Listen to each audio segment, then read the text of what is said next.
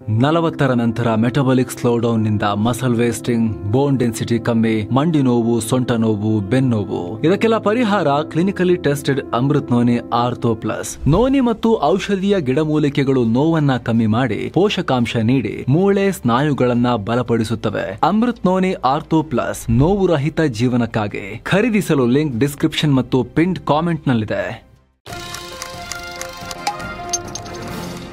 ಸ್ನೇಹಿತರೆ, ಭಾರತದ ಮತ್ತೊಂದು ರಾಜ್ಯದಲ್ಲಿ ಸಂಘರ್ಷ ಶುರುವಾಗಿದೆ. ರಾಜ್ಯ ಸ್ಥಾನಮಾನ ಕೊಡಬೇಕು ಅಂತ ಹೇಳಿ ಲಡಾಖ್ನಲ್ಲಿ ಭಾರೀ ಪ್ರತಿಭಟನೆ ಹಿಂಸಾಚಾರಕ್ಕೆ ತಿರುಗಿದೆ. 4 ಜನ ಪ್ರಾಣ ಕಳ್ಕೊಂಡಿದ್ದಾರೆ. ಪರಿಣಾಮ ಇದೀಗ ಸಂಘರ್ಷಕ್ಕೆ ಕಾರಣ ಅಂತ ಸೋನಂ ವಾಂಗ್ಚುಕ್ರನ್ನ ಅರೆಸ್ಟ್ ಮಾಡಲಾಗಿದೆ. ಯಾರಿದು ಸೋನಂ ವಾಂಗ್ಚುಕ್ ಅಂತ ಕನ್ಫ್ಯೂಸ್ ಆಗಬೇಡಿ. ನೀವೆಲ್ಲರೂ 3 ಇಡಿಯಟ್ಸ್ ಸಿನಿಮಾವನ್ನ ನೋಡಿರಬಹುದು. ಅದರಲ್ಲಿ ಆಮಿರ್ ಖಾನ್ ಅವರು ಅಭಿನಯಿಸಿದ ಪಾತ್ರ ಇದೆಯಲ್ಲ, ರ್ಯಾಂಚೋಡ್ ದಾಸ್ ಚಾಂಚಡ್, ಆ ಪಾತ್ರವನ್ನ ಸೋನಂ ವಾಂಗ್ಚುಕ್ರ ಪ್ರೇರಣೆಯಲ್ಲೇ ಮಾಡಲಾಗಿತ್ತು. ಇಂತಹ ಸೋನಂ ವಾಂಗ್ಚುಕ್ರನ್ನ ಈಗ ರಾಷ್ಟ್ರೀಯ ಭದ್ರತಾ ಕಾಯ್ದೆ ಅಡಿ ಬಂಧಿಸಲಾಗಿದೆ. ಪ್ರತಿಭಟನೆಗೆ ಕುಮ್ಮಕ್ಕು ಕೊಟ್ಟು ಅಶಾಂತಿ ಕಾರಣ ಆಗ್ತಿದ್ದಾರೆ ಅಂತ. ಹಾಗಿದ್ರೆ ನಿಜಕ್ಕೂ ಲಡಾಖ್ನಲ್ಲಿ ಏನಾಗ್ತಾ ಇದೆ? ಲಡಾಖಿಗರು ರಾಜ್ಯ ಸ್ಥಾನಮಾನ ಕೇಳ್ತಿರೋದು ಯಾಕೆ? ಈಗ ಸೋನಂ ವಾಂಗ್ಚುಕ್ರನ್ನ ಬಂಧಿಸಿರೋದಕ್ಕೆ ಕಾರಣ ಏನು? ಸರ್ಕಾರದ ವಾದ ಏನು? ಎಲ್ಲವನ್ನ ಎಕ್ಸ್ಪ್ಲೇನ್ ಮಾಡ್ತೀವಿ. ಕಡೆ ತನಕ ಮಿಸ್ ಮಾಡಿದೆ ನೋಡಿ. ಹಿಂಸಾಚಾರಕ್ಕೆ ಕುಮ್ಮಕ್ಕು ಆರೋಪ, ಸೋನಂ ವಾಂಗ್ಚುಕ್ ಅರೆಸ್ಟ್. ಸ್ನೇಹಿತರೆ, ಕಳೆದ ಬುಧವಾರ ಅಂದ್ರೆ ಸೆಪ್ಟೆಂಬರ್ 24ನೇ ತಾರೀಕು ಲಡಾಖ್ನಲ್ಲಿ ಭಾರಿ ಹಿಂಸಾಚಾರ ಆಗಿತ್ತು. ಲಡಾಖ್ಗೆ ರಾಜ್ಯ ಸ್ಥಾನಮಾನ ಕೊಡಬೇಕು, ಸಂವಿಧಾನದ 6ನೇ ಸ್ಕೆಡ್ಯೂಲ್ ಅಡಿಯಲ್ಲಿ ಮಾನ್ಯತೆ ಕೊಡಬೇಕು ಅಂತ ಯುವಜನ ಬೀದಿಗೆ ಧುಮುಕೆ ಅದು ಉಗ್ರ ರೂಪಕ್ಕೆ ತಿರುಗಿತ್ತು. ಕೇಂದ್ರ ಸರ್ಕಾರದ ವಿರುದ್ಧ ಬೃಹತ್ ಪ್ರತಿಭಟನೆ ಮಾಡಲಾಗಿತ್ತು. ಯಾವ ಲೆವೆಲ್ಗೆ ಹೋಗಿತ್ತು ಅಂತ ಹೇಳಿದ್ರೆ 4 ಪ್ರಾಣ ಹೋಗಿತ್ತು ಗಲಾಟೆಯಲ್ಲಿ. 70ಕ್ಕೂ ಅಧಿಕ ಜನ ಗಾಯಗೊಂಡಿದ್ರು. ಇಡೀ ಲಡಾಖ್ ರಣಾಂಗಣವಾಗಿತ್ತು. ಅಲ್ಲಿದ್ದ ಬಿಜೆಪಿ ಕಚೇರಿಗೂ ಬೆಂಕಿ ಇಡಲಾಗಿತ್ತು. ಕೇಂದ್ರ ಸರ್ಕಾರ ನಮ್ಮ ಡಿಮಾಂಡ್ಗೆ ಕಿವಿಗೊಡ್ತಿಲ್ಲ ಅಂತ ಆಕ್ರೋಶ ಹೊರಹಾಕಿದ್ರು. ಪ್ರತಿಭಟನಾಕಾರರು ಕಲ್ಲು ತೂರಾಟ ಮಾಡಿ ಪೊಲೀಸರೊಂದಿಗೆ ಘರ್ಷಣೆ ನಡೆಸಿದ್ರು. ಗಲಭೆ ಮಧ್ಯೆ ಪೊಲೀಸ್ ವ್ಯಾನ್ ಸೇರಿ ಅನೇಕ ವಾಹನಗಳು ಸುಟ್ಟು ಬೂದಿಯಾಗಿದ್ವು. ಆದ್ರೀಗ ಈ ಗಲಭೆಗೆ ಕಾರಣ ಅಂತ ಹೇಳಿ ಸೋನಂ ವಾಂಗ್ಚುಕ್ರನ್ನ ಅರೆಸ್ಟ್ ಮಾಡಲಾಗಿದೆ. ಸೋನಂ ವಾಂಗ್ಚುಕ್ ಲಡಾಖ್ ಮೂಲದ ಎಜುಕೇಷನಿಸ್ಟ್ ಹೋರಾಟಗಾರ. ಇವರಿಗೆ ಸಂಬಂಧಪಟ್ಟಂತೆ, ಇವರ ಲೈಫ್ಗೆ ಸಂಬಂಧಪಟ್ಟಂತೆ ಪ್ರತ್ಯೇಕ ವರದಿಯಲ್ಲಿ ನಾವು ನಿಮಗೆ ಒಂದಷ್ಟು ಮಾಹಿತಿಯನ್ನ ಅತಿ ಶೀಘ್ರದಲ್ಲಿ ಕೊಡ್ತಾ ಇದ್ದೀವಿ. ಸ್ವಲ್ಪ ಹೇಳಬೇಕು ಅಂದ್ರೆ ಹಲವು ವರ್ಷಗಳಿಂದ ಲಡಾಖ್ಗೆ ರಾಜ್ಯ ಸ್ಥಾನಮಾನ ಕೊಡಬೇಕು ಅಂತ ಉಪವಾಸ ಸತ್ಯಾಗ್ರಹದಂತಹ ಹೋರಾಟ ನಡೆಸ್ತಾ ಇದ್ರು. ಈ ಬಾರಿ ಕೂಡ ಸೆಪ್ಟೆಂಬರ್ 10ರಿಂದ ಅಂದ್ರೆ 14 ದಿನಗಳಿಂದ ಉಪವಾಸ ಸತ್ಯಾಗ್ರಹ ನಡೆಸ್ತಾ ಇದ್ರು. ಆದರೆ ಸೆಪ್ಟೆಂಬರ್ 23ಕ್ಕೆ ಇದರಲ್ಲಿ ಭಾಗಿಯಾಗಿದ್ದ 2 ಆರೋಗ್ಯ ಹದಗೆಟ್ಟು ಆಸ್ಪತ್ರೆಗೆ ಸೇರಿಸಲಾಯಿತು. ಬಳಿಕ ಲೇ ಅಪೆಕ್ಸ್ ಬಾಡಿ LAB ಅನ್ನೋ ಯುವಕರ ಸಂಘಟನೆ ಲಡಾಖ್ ಬಂದ್ಗೆ ಕರೆ ಕೊಟ್ಟಿತ್ತು. ಇದರ ಬೆನ್ನಲ್ಲೇ ಪ್ರತಿಭಟನೆ ಹಿಂಸಾಚಾರಕ್ಕೆ ತಿರುಗಿದೆ. ಯಾಕೆ ಅರೆಸ್ಟ್ ಮಾಡಲಾಗಿದೆ? ಸ್ನೇಹಿತರೆ, ವರದಿ ಪ್ರಕಾರ ವಾಂಗ್ಚುಕ್ ಅವರನ್ನ ಶುಕ್ರವಾರ ಮಧ್ಯಾಹ್ನ 2:30 ವೇಳೆಗೆ ಲಡಾಖ್ ಪೊಲೀಸರು ವಶಕ್ಕೆ ತಗೊಂಡಿದ್ದಾರೆ. ಆದರೆ ವಾಂಗ್ಚುಕ್ರನ್ನ ಯಾವ ಆರೋಪದಲ್ಲಿ ವಶಕ್ಕೆ ಪಡೆಯಲಾಗಿದೆ ಅನ್ನೋದನ್ನ ಇನ್ನಷ್ಟೇ ಕ್ಲಿಯರ್ ಮಾಡಬೇಕು. ಸದ್ಯದ ಮಾಹಿತಿ ಪ್ರಕಾರ NSA act, national security act ಅಡಿಯಲ್ಲಿ ಅರೆಸ್ಟ್ ಮಾಡಿದ್ದಾರೆ ಅನ್ನೋ ಮಾಹಿತಿ ಬರ್ತಾ ಇದೆ. ಕೇಂದ್ರ ಗೃಹ ಇಲಾಖೆ ಹಿಂಸಾಚಾರಕ್ಕೆ ಸೋನಂ ವಾಂಗ್ಚುಕ್ ಅವರೇ ಕಾರಣ, ಅವರ ಪ್ರಚೋದನಕಾರಿ ಭಾಷಣಗಳಿಂದಲೇ ಗಲಾಟೆ ಉಂಟಾಗಿ ಸಾವು ನೋವಾಯಿತು ಅಂತ ಆರೋಪ ಮಾಡಿತ್ತು. ಇತರ ರಾಷ್ಟ್ರಗಳಲ್ಲಿ ನಡೆದ ದಂಗೆಗೆ ಸರಿಸಮನಾದ ಭಾಷಣವನ್ನ ಈ ವಾಂಗ್ಚುಕ್ ಮಾಡಿದ್ದಾರೆ ಅನ್ನೋ ಆರೋಪ ಇತ್ತು. ಅದಕ್ಕೆ ಸಂಬಂಧಪಟ್ಟಂತೆ ವಾಂಗ್ಚುಕ್ ಪ್ರೆಸ್ ಮೀಟ್ ಕೂಡ ಇಟ್ಕೊಂಡಿದ್ರು. ಅದಕ್ಕೂ ಮೊದಲೇ ಸರ್ಕಾರ ವಶಕ್ಕೆ ಪಡೆದಿದೆ. ಅಲ್ಲದೆ ಅವರ ಸೆಕ್ಮೋಲ್ ಸಂಸ್ಥೆಯ ವಿದೇಶಿ ಫಂಡಿಂಗ್ ಲೈಸೆನ್ಸ್ನ ರದ್ದುಗೊಳಿಸಲಾಗಿದೆ. ಮತ್ತೊಂದು ಕಡೆ CBI ಕೂಡ ವಾಂಗ್ಚುಕ್ರ Himalayan Institute of Alternatives Ladakh, ಈ ಸಂಸ್ಥೆ ಕೂಡ ನಿಯಮ ಉಲ್ಲಂಘನೆ ಮಾಡಿದೆ ಅಂತ ತನಿಖೆ ಶುರು ಮಾಡಿದೆ. ವಾಂಗ್ಚುಕ್ ರಿಯಾಕ್ಷನ್. ಇನ್ನು ಇವತ್ತಿನ ಪ್ರೆಸ್ ಮೀಟ್ಗೂ ಮುನ್ನ ಸೋನಂ ವಾಂಗ್ಚುಕ್ ಕೆಲ ಮಾಧ್ಯಮಗಳಲ್ಲಿ ಮಾತನಾಡ್ತಾ ಇದ್ರು. ಈ ವೇಳೆ ತಮ್ಮ NGO ವಿದೇಶಿ ದೇಣಿಗೆ ಪಡೆದಿಲ್ಲ, ಆದರೆ ವಿಶ್ವಸಂಸ್ಥೆ, ಸ್ವಿಸ್ ಮತ್ತು ಇಟಾಲಿಯನ್ ಸಂಸ್ಥೆಗಳು ಕೆಲವೊಂದು ಅವರೊಂದಿಗೆ ವಹಿವಾಟು ನಡೆಸಿರೋದು ನಿಜ. ನಮ್ಮ ಕೆಲ ಟೆಕ್ನಾಲಜಿಯನ್ನು ಅವರು ಬಳಸಿದ್ರು, ಅದಕ್ಕೆ ಪ್ರತಿಯಾಗಿ ಸರ್ವಿಸ್ಗೆ ಪೇ ಮಾಡಿದ ಹೌದು ಅವರು. ಇದೆಲ್ಲದಕ್ಕೂ ನಾವು ಟ್ಯಾಕ್ಸ್ ಕಟ್ಟಿದ್ದೀವಿ ಅಂತ ಹೇಳಿದ್ದಾರೆ. ಕೇಂದ್ರ ಸರ್ಕಾರ ಇದನ್ನ ವಿದೇಶಿ ದೇಣಿಗೆ ಅಂತ ತಪ್ಪಾಗಿ ಭಾವಿಸಿದೆ. ಆದ್ದರಿಂದ ನನಗೆ ಅದರ ಬಗ್ಗೆ ಯಾವುದೇ ಅಭ್ಯಂತರ ಇಲ್ಲ. ಹಾಗೆ ಪ್ರಚೋದನಕಾರಿ ಭಾಷಣ ಮಾಡಿದ್ದಾರೆ ಅಂತ ಕೇಂದ್ರ ಗೃಹ ಇಲಾಖೆ ಹೇಳಿಕೆಯನ್ನು ಕೊಟ್ಟಿದೆ. ಅದಕ್ಕೂ ಕೂಡ ವಾಂಗ್ಚುಕ್ ಪ್ರತಿಕ್ರಿಯೆ ಏನು ಕೊಟ್ಟರು ಅಂದ್ರೆ, ನಾನು ಒಂದು ವೇಳೆ ಆ ರೀತಿ ಮಾಡಿದ್ರೆ ಪಬ್ಲಿಕ್ ಸೇಫ್ಟಿ ಆಕ್ಟ್ ಅಡಿ ಬಂಧನಕ್ಕೆ ಒಳಪಡೋಕೆ ಸಿದ್ಧ ಅನ್ನೋ ಹೇಳಿಕೆ ಕೊಟ್ಟರು. ಒಮ್ಮೆ ಉದ್ವಿಗ್ನತೆಗೆ ನಾನು ಕಾರಣ ಅಂದ್ರೆ ಇನ್ನೊಮ್ಮೆ ಕಾಂಗ್ರೆಸ್ ಪ್ರಚೋದನೆ ಕೊಟ್ಟಿದ್ದು ಅಂತ ಹೇಳ್ತಿದ್ದಾರೆ. ಆದ್ರೆ ಯಾರೂ ಕೂಡ ಸಮಸ್ಯೆಯ ಮೂಲವನ್ನ ಪತ್ತೆ ಹಚ್ಚುತ್ತಾ ಇಲ್ಲ. ಇದು ನಮ್ಮನ್ನ ಎಲ್ಲಿನೂ ಕರ್ಕೊಂಡು ಹೋಗಲ್ಲ ಈ ರೀತಿ ಮಾಡಿದ್ರೆ. ಎಲ್ಲಿರ್ತೀವೋ ಅಲ್ಲೇ ಇರೋ ರೀತಿ ಮಾಡುತ್ತೆ ಅಂತ ಹೇಳಿದರು. ಸರ್ಕಾರ ಬೇರೆಯವರನ್ನ ಬಲಿಪಶು ಮಾಡುವಷ್ಟು ಬುದ್ಧಿವಂತರಾಗಿರ್ಬೋದು, ಆದರೆ ಅದು ವರ್ಕ್ ಆಗಲ್ಲ. ಯಾಕಂದರೆ ಈಗ ಆಲ್ರೆಡಿ ಯುವಕರು ಹತಾಶಗೊಂಡಿದ್ದಾರೆ. ನಾನು ಹೊರಗಿರೋದಕ್ಕಿಂತ ಒಳಗಿರೋದು ಅಂದರೆ ನನ್ನ ಬಂಧನ ದೊಡ್ಡ ಸಮಸ್ಯೆಯನ್ನು ಉಂಟು ಮಾಡಬಹುದು ಅನ್ನೋ ಹೇಳಿಕೆ ಕೊಟ್ಟರು. ಏನೋ ಸ್ನೇಹಿತರೆ, ವರದಿಯಲ್ಲಿ ಮುಂದುವರಿಯುವ ಮುನ್ನ 7 ಸೈನ್ಸ್ ಟೂರಿಸಂ ಕಂಪನಿ ಅಂಡಮಾನ್ಗೆ ಟ್ರಿಪ್ ಅನ್ನು ಆಯೋಜನೆ ಮಾಡಿದೆ. ಆಫರ್ ಪ್ರೈಸ್ ಕೇವಲ 51,700 ರೂಪಾಯಿ ಮಾತ್ರ. ಅಂಡಮಾನ್ 4 ನೈಟ್ 5 ಡೇಸ್ ಟ್ರಿಪ್ ಇದು. ಈ ಪ್ಯಾಕೇಜ್ ನಲ್ಲಿ ಫ್ಲೈಟ್ ಟಿಕೆಟ್ಸ್, 3 ಸ್ಟಾರ್ ಹೋಟೆಲ್ ನಲ್ಲಿ stay, all meals, cellular jail, light and sound show, Havelock island tour, Baratang island tour, limestone cave, elephant beach tour, AC transport ವ್ಯವಸ್ಥೆ, private ferry tickets, 24/7 Kannada tour manager ಸೌಲಭ್ಯ ಎಲ್ಲ ಇರುತ್ತೆ. ಹೊರಡೋ ದಿನ 10 November 2025. ಕೆಲವೇ ಸೀಟುಗಳು ಲಭ್ಯ. ಆಸಕ್ತರು ಈ ನಂಬರ್ಗೆ ಕಾಲ್ ಮಾಡಿ ನಿಮ್ಮ ಸೀಟನ್ನು ಕೂಡ ಬುಕ್ ಮಾಡಿ. ಬನ್ನಿ ಈಗ ವರದಿಯಲ್ಲಿ ಮುಂದುವರಿಯೋಣ. ಹಾಗಿದ್ರೆ ಲಡಾಖ್ ಜನ ಕೇಳ್ತಿರೋದೇನೋ? ಮುಖ್ಯವಾಗಿ ಸೋನಂ ವಾಂಗ್ಚುಕ್ ನೇತೃತ್ವದ ಲಡಾಖ್ ಜನರದ್ದು 4 ಆಗ್ರಹಗಳಿವೆ. ಲಡಾಖ್ಗೆ ಪೂರ್ಣ ರಾಜ್ಯದ ಸ್ಥಾನಮಾನ ಸಿಗಬೇಕು. ಲಡಾಖ್ ಅನ್ನ 6th ಶೆಡ್ಯೂಲ್ಗೆ ಕಾನ್ಸ್ಟಿಟ್ಯೂಷನ್ ನಲ್ಲಿ ಸೇರಿಸಬೇಕು. ಲೇ ಮತ್ತು ಲಡಾಖ್ ಅನ್ನ 2 ಪ್ರತ್ಯೇಕ ಸಂಸದ ಸ್ಥಾನಗಳನ್ನಾಗಿ ಡಿವೈಡ್ ಮಾಡಬೇಕು. ಲಡಾಖ್ ಲೋಕಸೇವಾ ಆಯೋಗ ರಚಿಸಬೇಕು. ಇದೆಲ್ಲ ಬೇಡಿಕೆ. ಬಹಳ ದೀರ್ಘಕಾಲದಿಂದಲೂ ಲಡಾಖ್ ಅನ್ನ 6th ಶೆಡ್ಯೂಲ್ನಲ್ಲಿ ಸೇರಿಸಬೇಕು. ಫುಲ್ ಸ್ಟೇಟ್ ಸ್ಥಾನಮಾನ ಕೊಡಬೇಕು ಅನ್ನೋ ಆಗ್ರಹ ಇದೆ. ಅಸ್ಸಾಂ, ಮೇಘಾಲಯ, ತ್ರಿಪುರಾ, ಮಿಜೋರಾಂನಂತ ಈಶಾನ್ಯ ರಾಜ್ಯಗಳ ಕೆಲ ಪ್ರದೇಶಗಳನ್ನು ಈ 6th ಶೆಡ್ಯೂಲ್ಗೆ ಸೇರಿಸಲಾಗಿದೆ. ಈ ರಾಜ್ಯಗಳಲ್ಲಿ 50%ಗಿಂತ ಹೆಚ್ಚು ಬುಡಕಟ್ಟು ಜನಾಂಗ ಸಮುದಾಯ ಇದ್ರೆ ಆ ಜಿಲ್ಲೆಯನ್ನ ಸಂವಿಧಾನದ ವಿಶೇಷ 6ನೇ ಶೆಡ್ಯೂಲ್ಗೆ ಸೇರಿಸಲಾಗುತ್ತೆ. ಈ ಶೆಡ್ಯೂಲ್ ಅನ್ವಯ ಆ ಜಿಲ್ಲೆಗಳಲ್ಲಿ ಅಟಾನಮಸ್ ಡಿಸ್ಟ್ರಿಕ್ಟ್ ಕೌನ್ಸಿಲ್ ADC ಅಥವಾ ಅಟಾನಮಸ್ ರೀಜನಲ್ ಕೌನ್ಸಿಲ್ ARC ಸ್ಥಾಪನೆಯಾಗ್ತವೆ. ಈ ಆಡಳಿತ ಸಂಸ್ಥೆಗಳಿಗೆ ಆ ಜಿಲ್ಲೆಗಳಲ್ಲಿ ಅರಣ್ಯ, ಕೃಷಿ, ಮದುವೆ ಸೇರಿದ ಹಾಗೆ ಎಲ್ಲ ವಿಚಾರಗಳಲ್ಲೂ ಕಾನೂನು ರೂಪಿಸುವ ಅಧಿಕಾರ ಇರುತ್ತೆ. ಜೊತೆಗೆ ಇವು ಭೂ ಕಂದಾಯ ಕಲೆಕ್ಟ್ ಮಾಡಬಹುದು, ತೆರಿಗೆ ಕೂಡ ವಿಧಿಸಬಹುದು. ಶಾಲೆ, ಕಾಲೇಜು, ರಸ್ತೆ ನಿರ್ಮಾಣ ಮಾಡಬಹುದು. ಇದರಲ್ಲಿ ಸರ್ಕಾರ ಮತ್ತು ಅಲ್ಲಿನ ಸ್ಥಳೀಯರು ಕೂಡ ಇರ್ತಾರೆ. ಬುಡಕಟ್ಟು ಸಮುದಾಯಗಳ ಸಂಸ್ಕೃತಿ, ಅಲ್ಲಿನ ಅರಣ್ಯ ಮುಂತಾದವುಗಳ ರಕ್ಷಣೆಗಾಗಿ ಸಂವಿಧಾನದಲ್ಲಿ ಈ ಅವಕಾಶ ಕೊಡಲಾಗಿದೆ.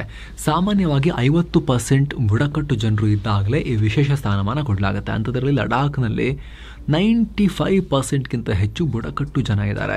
ಹೀಗಾಗಿ ಲಡಾಖನ್ನು 6th ಶೆಡ್ಯೂಲ್ಗೆ ಸೇರಿಸೋಕ್ಕೆ ನಮ್ಮ ಹಕ್ಕಲ್ವಾ ಅದು ಕೇಳ್ತಿರೋದು, ಕೊಡಿ ಅಂತ ಕೇಳ್ತಿದ್ದಾರೆ. ಖುದ್ದು BJP ಕೂಡ ಲೋಕಸಭೆ ಮತ್ತು ಅಲ್ಲಿನ ಹಿಲ್ ಕೌನ್ಸಿಲ್ ಎಲೆಕ್ಷನ್ನ ಟೈಮ್ನಲ್ಲಿ ಪ್ರಣಾಳಿಕೆಯ 2ನೇ ಭರವಸೆಯಾಗಿ ಲಡಾಖ್ನ 6th ಶೆಡ್ಯೂಲ್ಗೆ ಸೇರಿಸ್ತೀವಿ ಅಂತ ಆಶ್ವಾಸನೆ ಕೊಟ್ಟಿತ್ತು.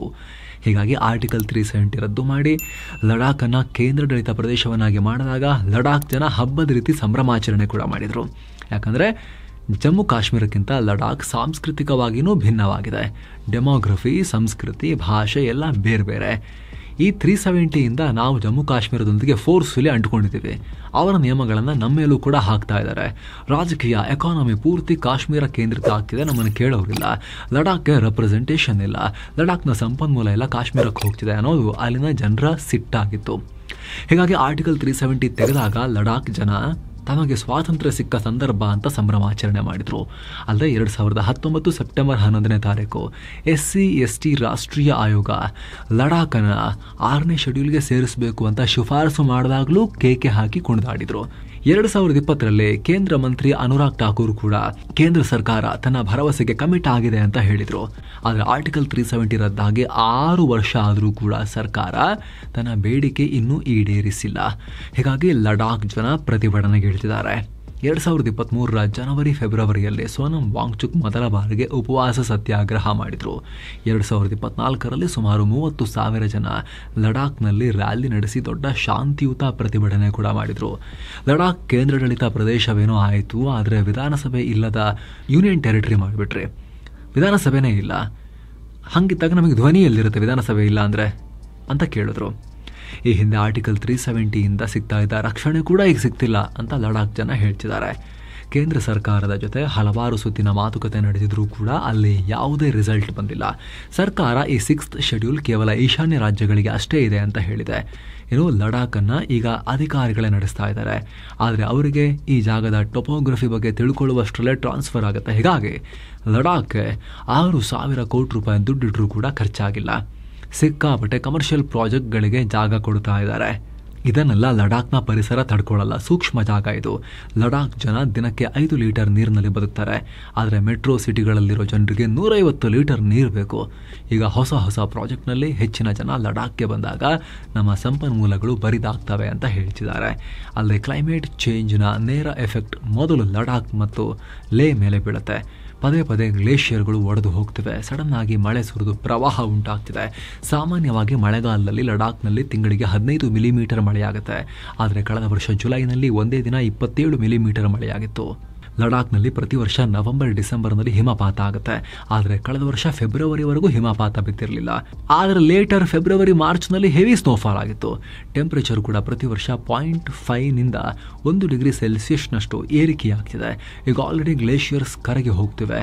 ದನ ಮೇಯಿಸೋ ಗ್ರೇಸಿಂಗ್ ಫೀಲ್ಡ್ಗಳು ಕಣ್ಮರೆಯಾಗ್ತಿವೆ, ಹುಲ್ಲುಗಾವಲುಗಳು. ಈಗ ಬೇರೆ ರಾಜ್ಯಗಳ ಆರ್ಥಿಕ ಮಾಡೆಲ್ಗಳಂತೆ ಲಡಾಖ್ನಲ್ಲೂ ಕೂಡ ಯದ್ವಾ ದೊಡ್ಡ ಪ್ರಾಜೆಕ್ಟ್ ಶುರು ಮಾಡಿದ್ರೆ ಲಡಾಖ್ನ ಪರಿಸರ ಹಾಳಾಗುತ್ತೆ. ಲಡಾಖ್ ಆಗಿ ಉಳಿಯಲ್ಲ. ಲಡಾಖ್ಗೆ 6ನೇ ಶೆಡ್ಯೂಲ್ನಲ್ಲಿ ರಕ್ಷಣೆ ಕೊಟ್ಟರೆ ಅನುಕೂಲ ಆಗುತ್ತೆ. ಇದೆಲ್ಲ ಒಂದು ಸಮಸ್ಯೆಗೆ ಸೊಲ್ಯೂಷನ್ ಸಿಗುತ್ತೆ ಅಂತ ಕೇಳ್ತಿದ್ದಾರೆ. ಸ್ಟ್ರಾಟಜಿಕ್ ಪ್ಲೇಸ್ ಚೀನಾ ಭೀತಿ. ಆದರೆ ಸ್ನೇಹಿತರಲ್ಲಿ ಲಡಾಖ್ಗೆ ವಿಶೇಷ ಸ್ಥಾನಮಾನ ಕೊಡೋದು ಅಷ್ಟು ಸುಲಭ ಇಲ್ಲ. ಯಾಕಂದರೆ ಲಡಾಖ್ ಭಾರತಕ್ಕೆ ಸ್ಟ್ರಾಟಜಿಕಲಿ ತುಂಬ ಇಂಪಾರ್ಟೆಂಟ್ ಪ್ಲೇಸ್. ಚೀನಾದ ನೆತ್ತಿ ಪಕ್ಕದಲ್ಲಿದೆ. ಚೀನಾ ಕೂಡ ಲಡಾಖ್ನ ಬಡಿದು ಬಾಯಿಗೆ ಹಾಕೊಳ್ಳೋಕೆ ಕಾದು ಕೂತ್ಕೊಂಡಿದೆ. ಅಂಥ ಪ್ಲೇಸ್ನಲ್ಲಿ ಕೇಂದ್ರ ಸರ್ಕಾರ ಹೆಚ್ಚಿನ ಕಂಟ್ರೋಲ್ ಹೊಂದಿರಬೇಕು ಅಂತ ಕೇಂದ್ರ ಸರ್ಕಾರ ಬಯಸ್ತಾ ಇದೆ. ಕಳೆದ ವರ್ಷವಷ್ಟೇ ನಾವು ರೂಸಿ ಅನ್ನೋ ಬ್ರಿಟನ್ ಸಂಸ್ಥೆಯ ವರದಿಯನ್ನು ಕೊಟ್ಟಿದ್ವಿ. ಅದರಲ್ಲಿ ಲಡಾಖ್ ವಿಚಾರದಲ್ಲಿ ಚೀನಾ ಮತ್ತು ಭಾರತದ ನಡುವೆ ಇನ್ನೊಂದು ಯುದ್ಧ ಆಗಬಹುದು, ಚೀನಾನೇ ಪ್ರಿಯಂಟಿವ್ ಆಗಿ ಭಾರತದ ಮೇಲೆ ಯುದ್ಧಕ್ಕೆ ಬರಬಹುದು ಅಂತ ಇತ್ತು. ಸೊ ಇಷ್ಟು ಸೂಕ್ಷ್ಮ ಪರಿಸ್ಥಿತಿ ಇರುವಾಗ ಲಡಾಖ್ಗೆ ಸ್ವಾಯತ್ತತೆ ಕೊಡೋದು ಕಷ್ಟ ಅನ್ನೋದು ಕೇಂದ್ರದ ಲೆಕ್ಕಾಚಾರ ಇರಬಹುದು. ಆದರೆ ಮಾತೆತ್ತಿದ್ರೆ ದೇಶದ ಭದ್ರತೆ ಬಗ್ಗೆ ಮಾತನಾಡೋ ಬಿಜೆಪಿಗೆ ಚುನಾವಣೆಗೆ ಹೋಗಬೇಕಾದ್ರೆ 2ನೇ ಭರವಸೆಯಾಗಿ ಪ್ರಣಾಳಿಕೆಯಲ್ಲಿ ವಿಚಾರವನ್ನು ಹೇಳಬೇಕಾದ್ರೆ ಆವಾಗ ಇದು ಅರಿವಿರಲಿಲ್ವ ಅನ್ನೋ ಪ್ರಶ್ನೆ ಮಾಡಬೇಕಾಗತ್ತೆ. ಪೊಲಿಟಿಷಿಯನ್ಸ್ ಅಂದರೆ ಮತ್ತೆ ಇದನ್ನು ಯೋಚನೆ ಮಾಡಬೇಕಲ್ವಾ? ಬರೀ ವೋಟ್ ಅಷ್ಟೇನಾ? ಬರೀ ವೋಟ್ ಬಗ್ಗೆ ಮಾತ್ರ ಥಿಂಕ್ ಮಾಡೋದಾ ಅನ್ನೋ ಪ್ರಶ್ನೆಯನ್ನು ಕೂಡ ಕೇಳಬೇಕಾಗತ್ತೆ. ಅವ್ರು ಹಂಗೆ ಭರವಸೆ ಕೊಟ್ಟಿದ್ದಕ್ಕೆ ಅವರಿಗೆ ಎಕ್ಸ್ಪೆಕ್ಟೇಷನ್ ಸೆಟ್ ಮಾಡಿ ಇವಾಗ ಲೇಟ್ ಮಾಡ್ತಿರೋದಕ್ಕೆ ತಾನೇ ಅವ್ರಿಗೆ ರುಚಿಗೆದ್ದಿರೋದು. ಇದು ಕೂಡ ನೋಟ್ ಮಾಡಬೇಕಾಗಿರೋ ಪಾಯಿಂಟ್. ಜೊತೆಗೆ ಇನ್ನೊಂದು ಕಾಶ್ಮೀರ ಇದೆ. ಕಾಶ್ಮೀರದಲ್ಲಿ ಅಲ್ಲೂ ಕೂಡ ಪೂರ್ಣ ರಾಜ್ಯದ ಸ್ಥಾನಮಾನ ಕೊಡೋದಕ್ಕೆ ಸಂಬಂಧಪಟ್ಟಂತೆ ಬಹಳ ಚರ್ಚೆ ನಡೀತಿದೆ. ಅಟ್ಲೀಸ್ಟ್ ಅಲ್ಲಿ ಅಸೆಂಬ್ಲಿನಾದರೂ ಇದೆ. ಬಟ್ ಅದಕ್ಕಿಂತ ಮುಂಚೆ, ಅದು ಇತ್ಯರ್ಥ ಆಗೋಕ್ಕಿಂತ ಮುಂಚೆ, ಅಲ್ಲಿನ ಪೂರ್ಣ ರಾಜ್ಯದ ಸ್ಥಾನಮಾನ ಇತ್ಯರ್ಥ ಆಗೋಕ್ಕೂ ಮುಂಚೆ ಲಡಾಖ್ನ ಬೇಡಿಕೆಗಳನ್ನು ಈಡೇರಿಸಿಬಿಟ್ರೆ ಕಾಶ್ಮೀರದಲ್ಲೇನಾದರೂ ಕೂಡ ನಮ್ಮದು ಯಾರು ಕೇಳ್ತಿಲ್ಲ ಅಂತ ಒಪಿನಿಯನ್ ಬರಬಹುದಾ ಅನ್ನೋ ಒಂದು ಆತಂಕ ಕೂಡ ಕೇಂದ್ರ ಸರ್ಕಾರಕ್ಕೆ ಇದ್ದಂಗಿದೆ. ಮತ್ತೊಂದು ಕಡೆ ಕೈಗಾರಿಕೋದ್ಯಮಿಗಳ ಲಾಬಿಗೆ ಸರ್ಕಾರ ಮಣಿತಿದೆ ಅನ್ನೋ ಅನುಮಾನ ಕೂಡ ಲಡಾಖ್ ಜನರಲ್ಲಿದೆ. ಹೀಗಾಗಿ ಇದಕ್ಕೊಂದು ಮಿಡಲ್ ಪಾತ್, ಮಧ್ಯದ ದಾರಿಯನ್ನು ಹುಡುಕಬೇಕಾಗಿದೆ. ಈಗಿರೋ ಹಿಲ್ ಡಿಸ್ಟ್ರಿಕ್ಟ್ ಕೌನ್ಸಿಲ್ಗಳಿಗೆ ಹೆಚ್ಚಿನ ಪವರ್ಸ್ ಇಲ್ಲ. ಅವುಗಳಿಗೆ ಇನ್ನಷ್ಟು ಬಲವನ್ನು ಕೊಡಬಹುದು ಅರ್ಜೆಂಟಾಗಿ. ಸರ್ಕಾರಿ ಅಧಿಕಾರಿಗಳನ್ನು 2-3 ವರ್ಷಕ್ಕೇನೆ ಬದಲಾಯಿಸೋ ಬದಲು ಒಂದಷ್ಟು ದೀರ್ಘಾವಧಿಗೆ ಕೆಲಸ ಮಾಡೋಕಲ್ಲಿ ಬಿಡ್ಬೋದು, ಟಾರ್ಗೆಟ್ ಕೊಟ್ಟು ಕೆಲಸ ಮಾಡೋಕ್ಕೆ. ಇನ್ನು 6th ಶೆಡ್ಯೂಲ್ ರಾಜ್ಯ ಸ್ಥಾನಮಾನ ನೀಡಲಿಲ್ಲ ಅಂದರೂ ಕೂಡ ಅಲ್ಲಿಗೆ ಇನ್ನೊಂದು ಸಂಸದ ಸ್ಥಾನವನ್ನು ಕೊಡ್ಬೋದಲ್ವಾ? ಜೊತೆಗೆ ರಾಷ್ಟ್ರದ ಭದ್ರತೆ, ಆರ್ಥಿಕ ಪ್ರಗತಿ ಜೊತೆಗೆ ಲಡಾಖ್ನ ಸೂಕ್ಷ್ಮ ಪರಿಸರವನ್ನು ಕೂಡ ಮೈಂಡಲ್ಲಿ ಇಟ್ಕೊಂಡು ಪ್ರಾಜೆಕ್ಟ್ಗಳಿಗೆ ಸ್ವಲ್ಪ ವಿವೇಚನೆಯನ್ನು ಬಳಸಿ ಅನುಮತಿ ಕೊಡೋಕೊಂದೇನಾದರೂ ತರ್ಬೋದಲ್ಲ ವ್ಯವಸ್ಥೆ.